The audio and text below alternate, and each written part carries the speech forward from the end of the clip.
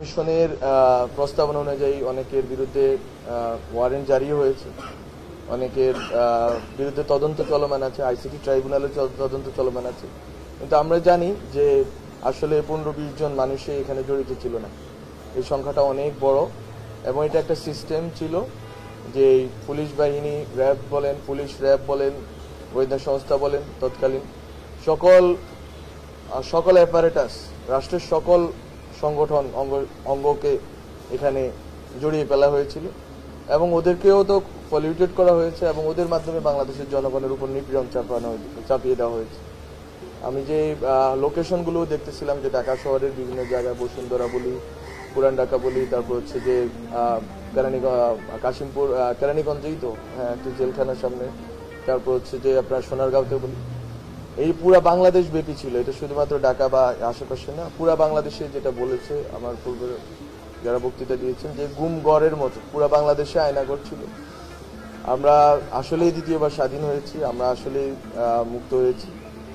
তো সরকারের উদ্যোগ চলমান আছে, সরকার হয়তো উদ্যোগ নিতে পারে, কিন্তু এটার সংখ্যা এত বেশি। আপনারা তো মাত্র হয়তো 20-25 জন আসছেন, 20-25 জনের ফ্যামিলি থেকে, এই সংখ্যা তো আসলে হাজারের উপরে এবং অধিকাংশ ফ্যামিলি আসলে কাউকে খুঁজে পায়নি। তো এটা আসলে আমরা যেটা দেখেছি যে গুম কমিশন বলেছে যে অনেককে গুম করে ভারতে পাঠিয়ে দেওয়া হয়েছে, অনেককে এখানে ওরা এখানেই ছিল না, ওরা আসলে কেউ কেউ ভারতের কারাগারে ছিল। আমরা আমাদের ফরেন মিনিস্ট্রি থেকে তথ্য নিয়েছি, ওখানে কারাগারে অনেকেই ছিলেন যে যারা ওখানে এখান থেকে তাদেরকে পাচার করে দেওয়া হয়েছে ভারতে।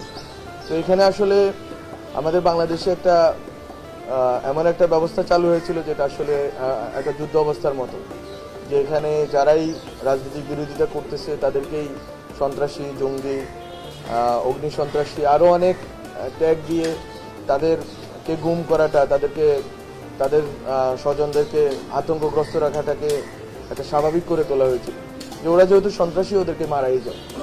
কিন্তু এই সন্ত্রাসী আমরা বলতেছি না যে বাংলাদেশে জঙ্গিবাদ বা মিলিটেন্সি, চরমপন্থার কোনো বাস্তবতা নেই। বাস্তবতা আছে, হয়তো কিছু বাস্তবতা ছিল, বিভিন্ন সময়ে ধর্মীয় বা বিভিন্ন উগ্রপন্থা ছিল এবং হয়তো আছেও। সেটাকে মোকাবেলার পথ খুবই স্পেসিফিক এবং স্পেসিফিক লোকদেরকে